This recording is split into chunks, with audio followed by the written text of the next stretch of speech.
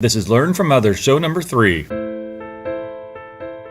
This is Learn from Others, where we interview a cross-section of successful individuals so you can learn from their experiences, achievements, and even their mistakes. We ask 4 questions that will educate and inspire. Greg Stanley will be your guide as we join our guest on a journey from adolescent daydreaming to success in today's world. Join us on this adventure as we learn from others together. Welcome to Learn from Others. This is Greg Stanley, and I'm very excited to introduce our special guest, Laura Klauser. Laura, thank you for taking us on your career journey. But before we get started and finding out what you're doing today, let's start at the very beginning. And can you tell us, what did you want to be when you grew up? Well, ever since I was probably 13, I made the decision that I wanted to go and work for the auto industry. I fell in love with cars, the independence of the driver's license, and being able to, pursue an industry that was embedded in society. And really, everyone knew what you're talking about when you're starting to talk about cars. So at age 13, I decided I wanted to go and be a part of that. First, I thought maybe a mechanic, but then realized that because I was pretty decent at math, that pursuing a degree in engineering might make more sense and give me the opportunity to be on the design side rather than the fixing side. Wow, that is amazing that you had that clarity of purpose so early in your life. That is, now, why? Do you have family members that were in the cars? Did someone have a cool car you fell in love with? Like, what do you think drove that initial interest? I'm not really sure.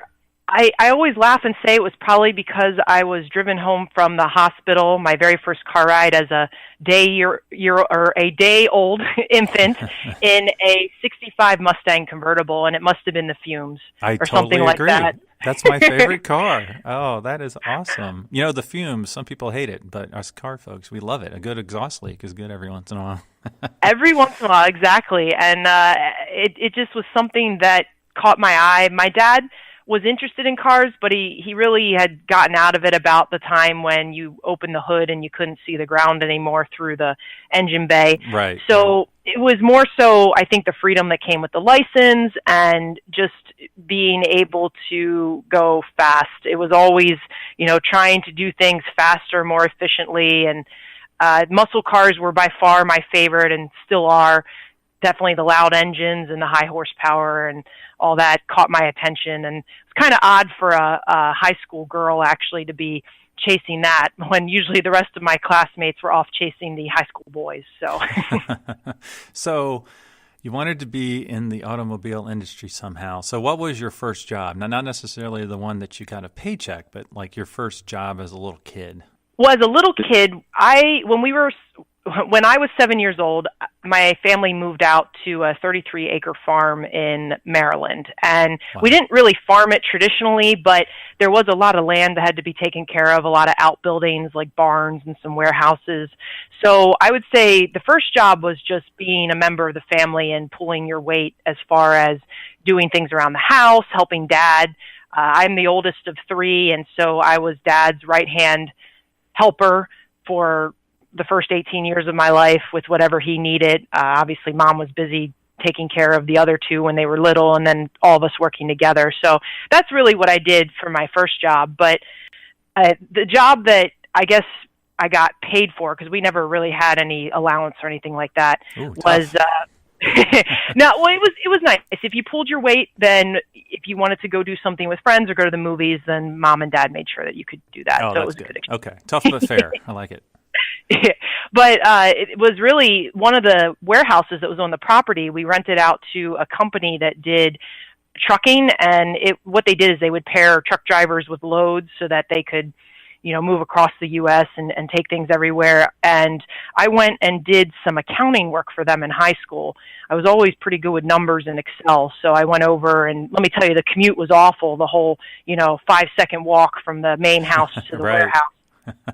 But that was kind of my really more responsible. You have to go and do something and get it done. And it was pretty cool. It was probably not typical, but it was a good learning to be involved in that environment and understand the business and really learning how the trucking side of things worked. I had no idea until I sat and listened to how they would pair loads and how people would get paid and all that cool stuff. So yeah, it's very important how you load a truck. You got to really factor that in on how you're going to unload the truck as well. So you wanted to get into automobile business, and now you're helping out with the accounting side with a trucking business. So what are you doing today?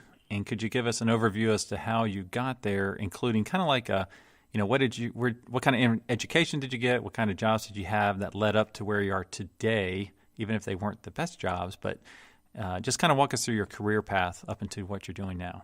Sure. Well, high school, I was doing the accounting work, and then in college, I went to pursue a mechanical engineering degree from Rensselaer Polytechnic Institute in Troy, New York.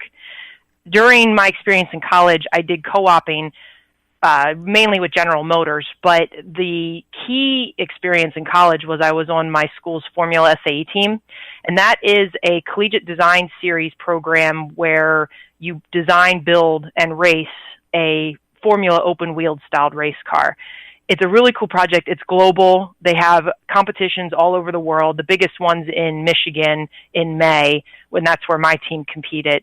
And it was great for an engineering student. It really took all of the lessons that you were doing through homework and classes and taught you how to apply them, in addition to learning how to work with a team and do all of the good things involved with that. So that's really what set me up for my internships with GM. There was an understanding, GM was one of the sponsors of the team, and if you would like to go spend the summer with GM, if you were on the Formula SAE team, they would just make it happen. And of course, as long as you were a good employee and they really enjoyed your experience, they'd have you back. And that actually led me into starting full time with them after I graduated with my bachelor's. I started GM as a vehicle definition and balance engineer. That was a very interesting job. The whole point of it. Please explain that job to me. Yeah, the simplest way to put it is I was the translator between marketing and engineering. So my group's job was to take marketing's wish list, which was lots of really pretty words that were all put together and they sounded great, things you would hear on a car commercial, and then turn that into something the engineers could work to. Perfect example, fun to drive. Car has to be fun to drive. Right. Sounds great. What does that mean? Fun to drive could be accelerates in 3.2 seconds, or it could be handles, 2 Gs, or has a certain way that the seat holds you. Things along those lines. And we had to figure out, what exactly does the customer of this vehicle want, and turn that into something that engineers could design to. So it was a great opportunity to see the overall big picture and how the company worked and how cars got designed and set up. And I was very lucky that the first car that I did significant work on in that job was actually the C7 Corvette. And this was back in 2008, so you can imagine that it was quite a top secret project at that point. So it was really cool to work on something that I was passionate about, and then knew that when we finally were able to tell people in 2013 that it would rock the world. So, well, that's a fascinating job you had there, because if you think about it, a company needs to establish their vision first, and probably the hardest thing to do from that point is how do you translate that vision into an executable product, and that just seems like that you're in the nuts and bolts of it, trying to figure it out. That's really cool. Yeah, that was one of my favorite jobs by far. After that, I moved into doing more of a classic job in the auto industry, which is a design release engineer. And in that role, you are responsible for a part on the car. I had spring steel, which is sway bars and springs, rear springs at first, and then I moved into shocks on the Cadillac CT6. And what you do is you take the packaging space that's defined in an advanced vehicle when they're putting together the car. You solicit suppliers to go out and design whatever component you have to fit in that space, choose a supplier, and then work with them to develop the part and make sure it meets all the needs for quality, manufacturing, et cetera, and take it from design to the plant for when we start producing the car. Wow. So that was it's the backbone. They say the two most important jobs in the auto industry are the design release engineer and the person who's putting the part on the car in the plant. Because without either of those two, there is no car. Right. And you can see how the quality can be affected if either one of those doesn't happen correctly. Exactly. Wow. Okay. So where'd you go from that position? From that, I did noise and vibration out at the Milford Proving Grounds for GM, which is we call it our giant playground, but it's where we do all of our vehicle testing. Most of our engineering development vehicles are out there, as well as some production vehicles if we're trying new things, and that's where integration does their job. So they take all the parts coming in from the DREs and make sure that they work well together. For noise and vibration, in the particular area I was in, was powertrain integration. So looking for moans, groans, whines, interesting clicks that might be coming off of gear train, things along those lines, and basically looking for anything that tracks with RPM, trying to figure out what was driving it and what changes we could make to fix it. One thing that I got to work on that was pretty interesting was HVAC growl, which happens at low RPM, and it's something that you have to redesign the HVAC hosing system to make sure that it doesn't vibrate a certain way that causes issues like that. Wow. Okay. So is that where there's someone that actually gets paid to do donuts in a parking lot all day? And if so, can I apply? Well, the ride and handling engineers do more like that, but it's funny. They do have jobs that get really cool moments like that, but that person that does the donuts also has to turn around and drive the car at 25 miles per hour for hours, trying to make sure that even in those conditions, which is what most of us drive, unfortunately, if you look at statistically what we're doing, especially if you live in a city, that everything's comfortable there in addition to all the fun stuff going at much higher speeds. It's funny. I did do something similar to that in driver's ed one time, and it was frowned upon, driving backwards like that. So, okay, so that's a fascinating job. So now where did that take you? So that led me into my current job, which is program manager of Cadillac Racing. Definitely a dream job for sure. I started off working on our ATS VR program. We raced the ATS VR in Pirelli World Challenge. It was a GT3 based car, which means that it looks like the car that we sell in the showroom, except in our case, the fenders were flared out a little bit more to fit the wheel and tire package, and obviously there's a roll cage in it, and the proper race car stuff. That was a really cool assignment. In that role, we worked closely with one team, in that case Pratt & Miller, that did the car with us, and it was more of a joint operation in running the vehicle, more like a factory program than what I'm doing now, which is working on the Cadillac DPI VRs, our prototypes that we run in the IMSA series, and that is a customer program. So the teams that run our cars, we have 3 of them this year, they buy the cars themselves, and they, decide that they want to participate and they want to race a Cadillac. And we are there to design the vehicle for them and then make sure that they have everything they need to run it properly, but ultimately let them do their own thing. We don't call their strategy. We don't tell them who to hire or how to go about their business. So it's a very different role from the ATS where we were embedded into the team versus now where it's more of we're providing a product for them and then getting their feedback on the regular basis. Now, in that series, because I'm not as fluent on racing, does that include like Le Mans and Sebring and those types of tracks and races? The IMSA has some of the ones that you'll know. The Rolex 24 that happens in January is an IMSA race, as well as the 12 Hours of Sebring. Le Mans, a lot of teams that race in IMSA also race in Le Mans. In fact, our Corvettes that are in IMSA go to Le Mans, but it is a separate entity. It's part of WEC, which is run by the ACO over in France. So it's similar cars, but it's a different point structure and different series.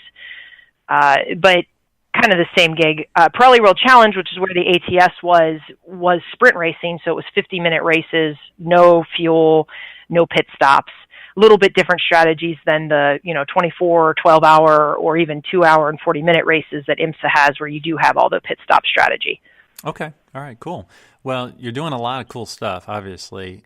Is there a way that you can tell our listeners what like a day in the life is like, or kind of the things you interact with from a day-to-day perspective?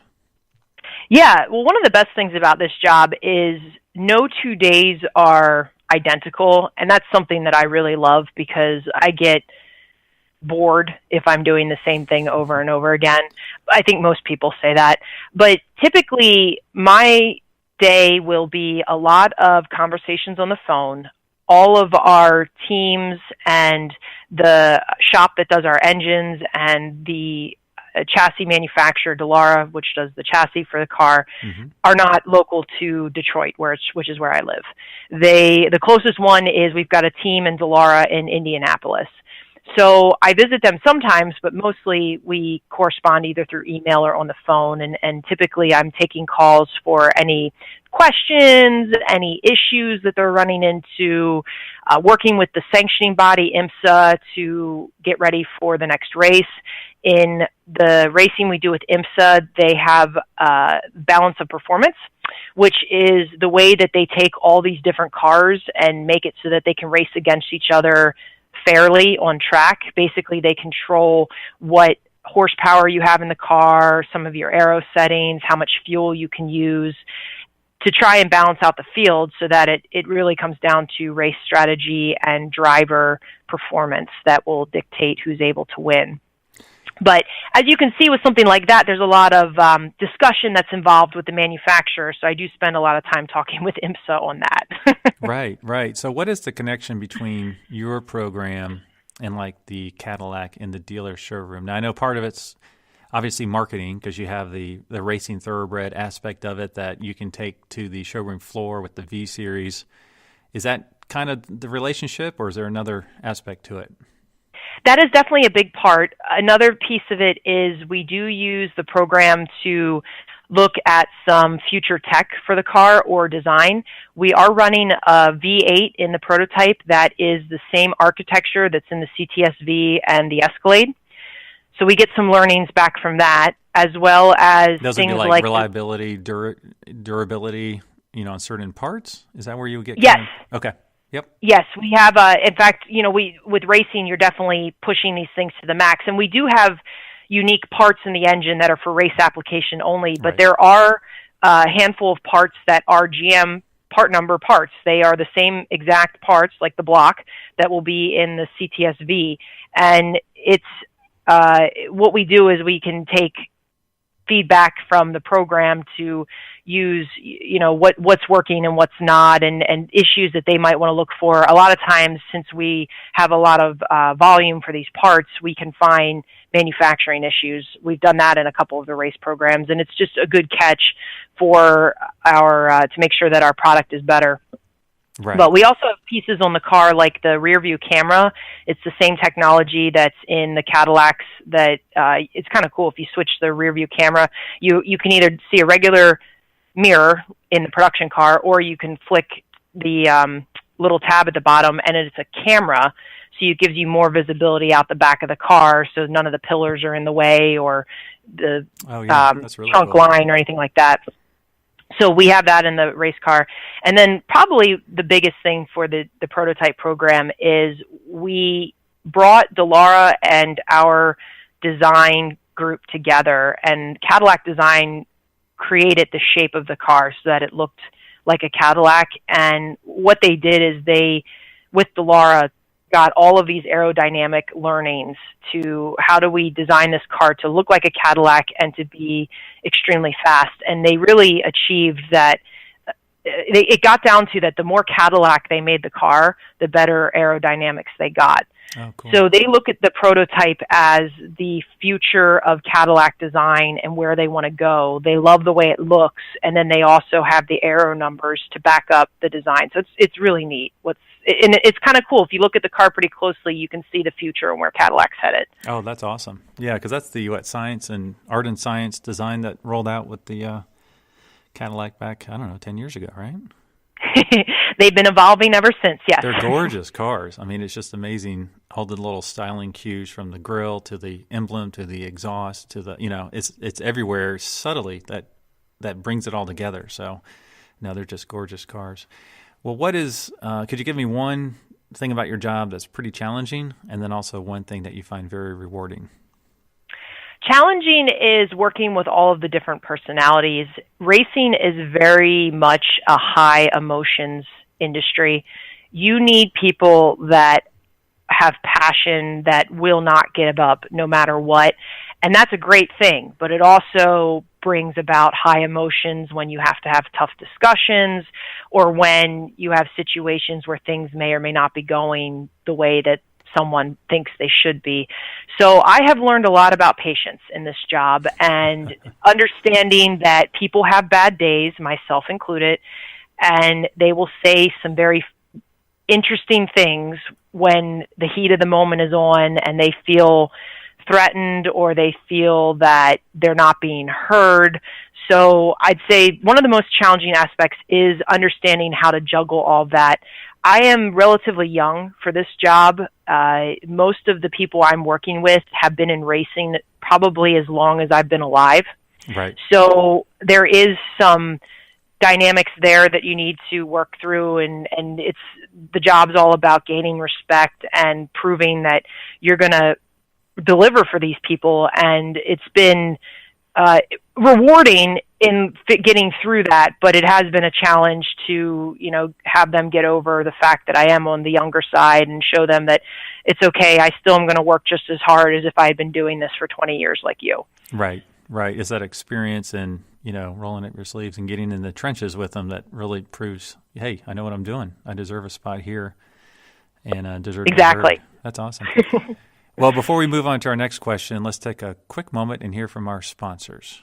Do you enjoy your job and find it fulfilling? Or do you spend more time wondering what if instead of what's next? If so, contact Career Spa. Career Spa has extensive programs and curriculum and understands the challenges faced by individuals in transition. They can teach these success practices to be mastered for an effective job search. Answer that what if question by contacting Career Spa and asking their experts, what's next? Contact Career Spa at careerspa.net. Talent acquisition is key to building a successful organization. Talent Connections is a professional services firm that specializes in recruiting, including executive search, contract recruiting, talent acquisition consulting, and recruitment process outsourcing. Whether you are an individual or a Fortune 100 company, Talent Connections can connect you with success. Contact them at talentconnections.net.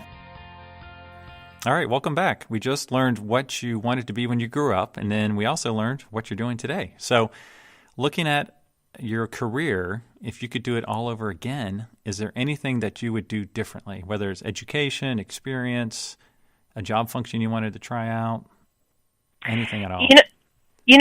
I'm pretty... I can say I have my dream job. So from that standpoint, I'm very happy to have figured out how to get there. And for the most part, I don't have any regrets in the decisions I made for how I pursued education or the different jobs that I got to do along the way. Each one gave me a skill set that has helped me in the position I am now. And I'm sure will, continue to help me as I grow with GM and move on to do different things in the future.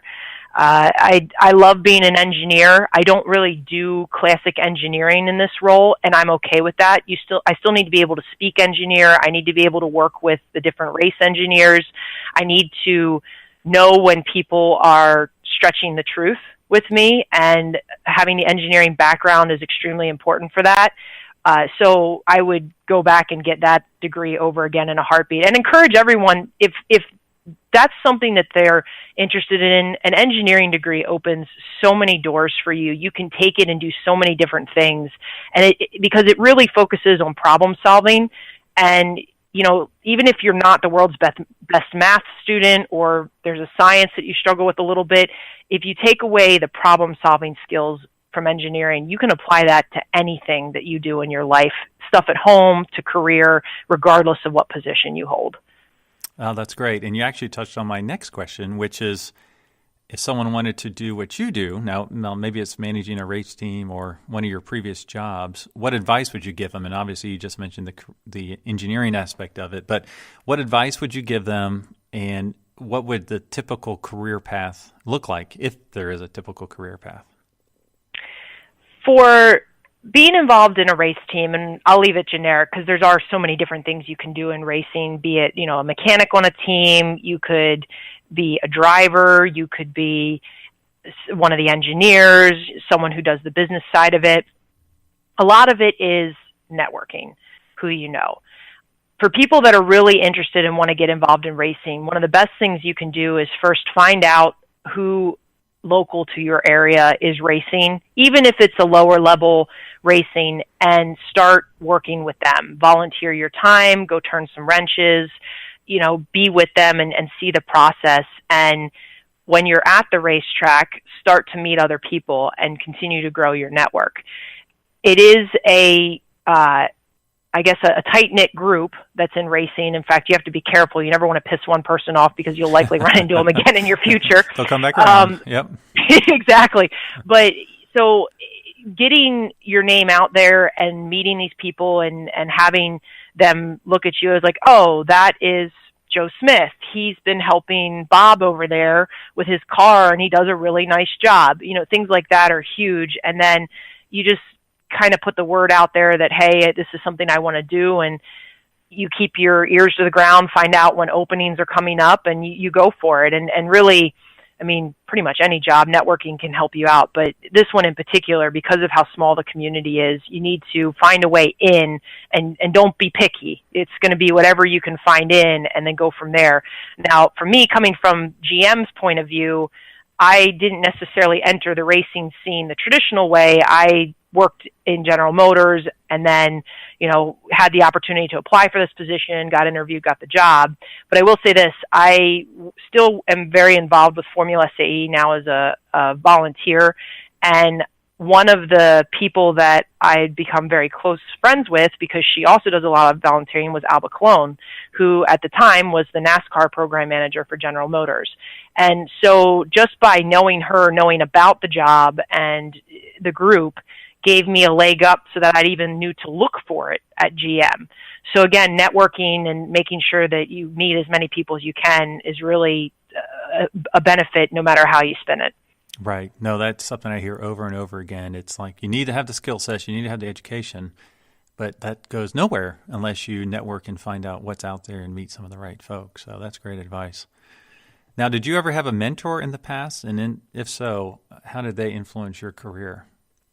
Yeah, Alba's definitely someone that I would say was a good mentor. She, especially when I switched over to the racing job, she was invaluable in helping me understand, how the job worked, helping me navigate the political environment, knowing what to expect. She started her role in NASCAR 15 to 20 years ago. So, it's changed so much just in that time period. And I think it was probably quite a bit rougher for her when she started. So learning from, her past experiences and how she handled them were key. Another mentor that I had, name is Barb Armbruster. She was on the Corvette program team on the production side, and she had been a part of GM. She actually just retired last year. So she started in manufacturing, which is another pretty rough environment, and, learning from how she handled doing that job, especially being a woman in manufacturing back when there weren't that many, and, how she handled that, how she handled, moving along in her career, what she focused on, what she didn't, and just taking in all the stories and all the lessons learned that both of them had, and being able to apply that to myself and try not to make the same mistakes that they talked about and kind of use them to learn off of them. They're just two. I'm very lucky to have had a lot of wonderful people that have helped me grow in my career, men and women. And it's, again, comes back to that networking. It's, getting to meet people in positions that you may want someday and asking them how they got there and what did they learn and what would they recommend you do. And each time I moved a job at GM, I usually sought out someone who held an executive level position that I thought would be a cool position and say, okay, where do you think I should go next if I wanted to maybe do something like you in 10, 20 years. Well, are there any current projects you're working on that you would like to share with our audience? Well, a lot of our stuff, especially, future product, we keep tight-lipped about, but We did just have two big announcements for the Cadillac DPI program that I'm excited about. We are growing. We're going to take on two more teams next year that are running with us, and we're pretty excited about that. So very anxious to welcome the two new teams on board and see how they like coming over and being a Cadillac. And if you want to tell me any secret Cadillac development stuff, we can do that later. I'm just kidding. Oh, okay. So as with most journeys, success largely depends on reliable transportation. And since I'm a huge car enthusiast, would you tell us what was your first car? My first car was a Ford ZX2, which is what they renamed the Escort to, I guess, make it sound not so escorty. Okay. There's actually a funny story behind that car. When I started driving, I was driving my mom's Ford Explorer. We were actually a Ford family before I started working for GM. I don't really publicize that too much, but and when I took it out one day to go shopping for something, and I screwed up. I backed up incorrectly, and I caught the corner of the front fascia, which is the bumper, and sent it flying off the car. So needless to say, my dad was not happy, and I realized very quickly that the only way I was going to make that right was to pay for the damage. So I picked up another job in addition to the accounting one in high school, working for BMW, and kind of, basically just worked all summer long, had a day job and a night job to pay off the car. And when I did, I actually was able to save enough money to put a down payment on my own car. And this little Ford ZX2 had caught my eye when we were in the dealership getting the other one fixed. And I decided that's what I wanted. I wanted a stick shift, but I didn't know how to drive a stick shift. So my mom had to bring the car home for me, and then I learned in the back field, just trying again and again and again until I could drive it safely on the streets. So that car meant a lot. And manual transmission is so much fun, no matter almost the kind of car you're in. I mean, it makes a slower car feel faster, and a faster car feel great. So, no, that's a great story. And what is your dream car? This is I'm interested to see what your answer is going to be on this one. Well, I have two. I've got I could probably do it if I save my pennies regularly, and I've got probably not. The one that I've always loved is the Corvette C6 Z06 Carbon Edition that we put out, I think in 12 is when we released that car. I've always loved the Z06. I'm fortunate enough, I do have a C6 Grand Sport in the garage, and I love that car, but the Carbon, they took a lot of the body panel and various components, and they lightened it up by, making them out of carbon or whatever other substance, and it had the 7.2 liter in it, which is just an amazing engine. So I've always drooled when I've seen that car, and maybe one day I'll be able to find a used one that's in pretty good shape and bring it in. Now, were all of those Z06s? I think the Carbon Editions were unique to the Z06. They might have done one for ZR1, but it's the Z06 Carbon is the one that I would definitely want. I was actually behind one of those the other day. It just said Carbon on the tag, and I wasn't that familiar with it, so I took a picture of it, sent it to my uncle, who's a huge Corvette guy.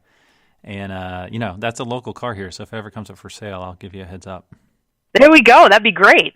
Yeah, I'll actually send you the picture. I just took it because I was like, that's a really cool car. So nice. All right, well, what's the other one? Well, I have a soft spot for McLaren P1s, and the only thing the only thing I can think of with that, because my snooty American carness, a British car, that's a terrible idea. But is when we raced in Pirelli World Challenge, we had two big competitors. We had Porsche, of course, because they're our big competitor everywhere, and then we had McLarens that ran against us, and the McLaren sound is just so different coming out of that race car than what our American cars do with our either the V6 that was in the ATS or the V8 that we run in the DPI, and then even like compared to the Porsches, and I really just enjoyed the sound. So if someone handed me a bunch of money and said you have to buy a super exotic sports car, that is probably what I would get. I think Jay Leno on one of his videos, when he went over the P1, he made the comment about the front air splitter was, I think, $186,000 to replace the carbon splitter. And he made a reference that you could buy like two new Corvettes for the same price as the splitter on the P1, which is just nuts when you think about it. Yeah, at least two Corvettes. Right. I think he said ZR1s maybe. I don't know. It was crazy. Yeah. So. Well, one great perk to some jobs is a company car. So do you currently have a company car working for Cadillac? I wish I did, but I do not. Oh, okay. Well, you're in good luck because I'm going to buy you a really cool company car. And this is based on your current position and then what I kind of picked up from our call today. So I went back and forth on this. So I almost went, don't yell out in fear here, but I almost went with a 1988 race-inspired BMW M3 because I thought, you know what, that was probably one of the things Cadillac was looking at. We want a European, we want a, part of the V-Series origination maybe, looking at the European cars. But I didn't go that route. I ended up going more with the GM Heritage as it related to Cadillac. So if you had to pick a car from the 60s, what would you pick as it related to what you're doing today? Let's see if our thoughts align on this. Oof, as far as Cadillac goes? Well, Cadillac Heritage. Cadillac Heritage. The one that stands out to me that was 50s was the Le Monster that we took over to run in Le Mans. And I'm trying to remember what that car was actually based on. It was a Cadillac, and I can't remember which model it was that they took over there. But I'm trying to think for the 60s. The 60s we started with the big fins, but I think they really got out of hand in the 70s. Well, I went a little bit different direction. I went with a 63 Corvette Z06. I would never say no to that. Well, because the Cadillac kind of started with the Z06 engine, correct? The V-Series?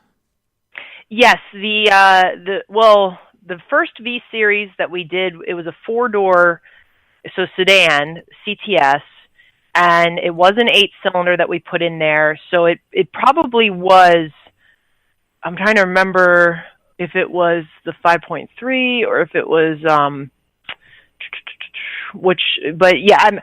I would not be surprised. It probably was one of the same engines we were running in Corvette. Well, to keep the cost down, obviously the Z06, the 63, the split window Corvette's iconic. The Z06, I think they made 199 of them, the small tank and the big gas tank, and it would be a small gas tank because those are like $300,000. The bigs are like $750. So, I figured that's just for cruising around the neighborhood anyways. You don't need a huge tank. So that's the car I would pick for you as your company car if I had all the money in the world. Well, that would be great. I would not say no to that at all. Well, thank you so much for taking us on your career journey today. What's the best way for our listeners to learn more about you and your company? Well, to follow us along with Cadillac Racing, you can, I think Cadillac.com has an area where you can go and follow the press releases for all the different things with racing. If you want to see what's going on with the teams, Wayne Taylor Racing, Action Express Racing, and Spirit of Daytona Racing are who run our cars right now, and they're all doing a fantastic job. Their drivers are a lot of fun on social media. If you follow Instagram, Jordan Taylor is by far one of the best I've ever seen when it comes to posting fun things and, following along with his career, but all of the drivers do a great job. So there's a way to do that. We tend to focus in on our teams and our drivers as they're the ones doing the really hard work and figuring out how to win these races. Yep. So they're the ones that you'll find the most information on by far. But look for YouTube every once in a while. We pop up with different things. And the race car was in a Cadillac commercial that they were playing around the Oscars, and I still see it every once in a while, and it makes my heart sing. So you never know, when you turn on the TV, you might see the black one roaring towards you. So awesome. Well, that's great. Well, thanks again for joining us today. I really appreciated our conversation. I'm really pleased to be involved, and thank you for asking me on. Yeah, no problem. Thank you for listening to Learn from Others, where we help others succeed by sharing success. Where will our next adventure take us? Subscribe to find out. If you know of someone who has a cool career story or occupation, contact Greg through Instagram at Greg Stanley LFO. That's GregStanley LFO. And we will see you soon as we learn from others together.